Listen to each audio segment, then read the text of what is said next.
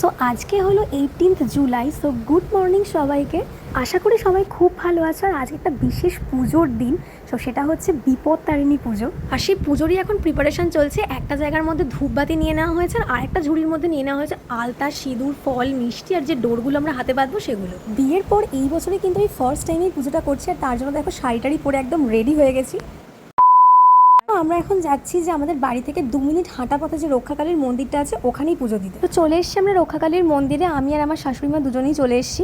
তো অ্যাকচুয়ালি ছোটোবেলা থেকেই না আমি আমার মাকে দেখেছি এই পুজোটা প্রত্যেক বছর করতে এবং খুব নিষ্ঠার সাথে পালন করতে।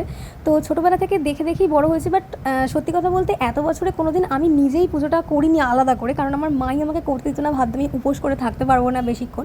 তো যাই হোক, এবছর বিয়ের পরে আমার মনে হলো যে করি পুজোটা, একবার অন্তত করে দেখি। তো সেই কারণেই এবছর করলাম। মন্দিরে তো খুব বেশি একটা ভিড় ছিল না, মোটামুটি ফাঁকাই ছিল। অ্যাকচুয়ালি আজকে যেহেতু শনিবার, অনেকে বড় ঠাকুরেরও বার করে এই শ্রাবণ মাসের শনিবারে, তো সেহেতু আজকে অনেকে বিপত্তারিণী পুজো করেনি। তো যাই হোক, তাও আমরা এসে শুনলাম যে এর আগে 2বার নাকি পুজো হয়ে গেছে, এটা 3rd টাইম পুজো হবে। তো আমরা 3rd বারের পুজোটা দেব।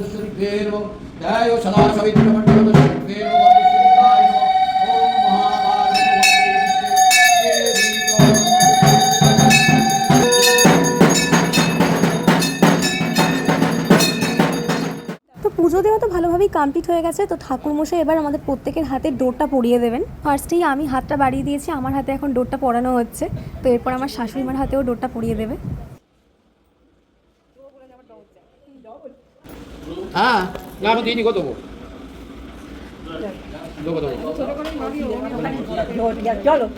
যে কোনো মায়ের মন্দিরে যেহেতু শিবলিঙ্গ রাখা থাকে, তো এখানেও ছিল পাশেই শিবলিঙ্গ রাখা। তো আমি চলে এসেছিলাম এখানে শিবের মাথায় একটু জল ঢালবো বলে। তো ফার্স্টে আমি শিবের মাথায় একটু জল ঢেলে নিয়েছিলাম, আর তারপর আমাকে ফুলটা দেওয়া হলো শিবের মাথায় একটু দেওয়ার জন্য।